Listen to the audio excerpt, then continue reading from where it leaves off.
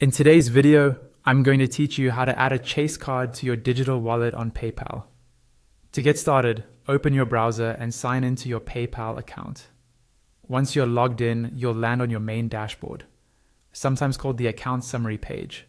This is where you can see your recent activity, your balance, and some quick shortcuts. Take a moment to confirm that you're in the correct account, especially if you manage more than one. From this dashboard, look toward the top of the screen for a tab or menu option labeled Wallet. Go ahead and click on Wallet. The Wallet section is where PayPal keeps all your funding sources together, including bank accounts, debit cards, and credit cards. This is exactly where we want to be to add your Chase card. Inside the wallet, you should see any cards or accounts you've already linked. Since you want to add a Chase debit or credit card, look for a button that says Link a Card and click it. This tells PayPal you're adding a new payment method that can be used in your digital wallet for online purchases and other payments. A form will appear asking for your card details.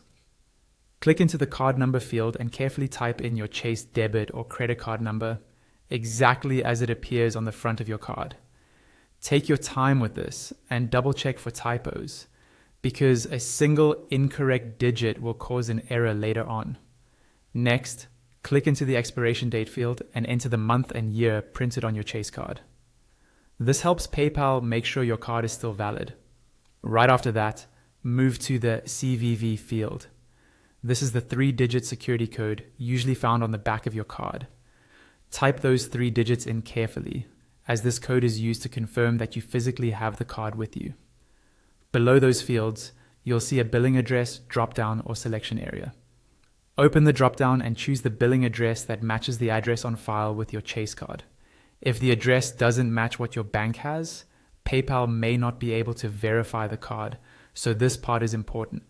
Once all the details look correct, card number, expiration date, CVV, and billing address, click on the Link Card button.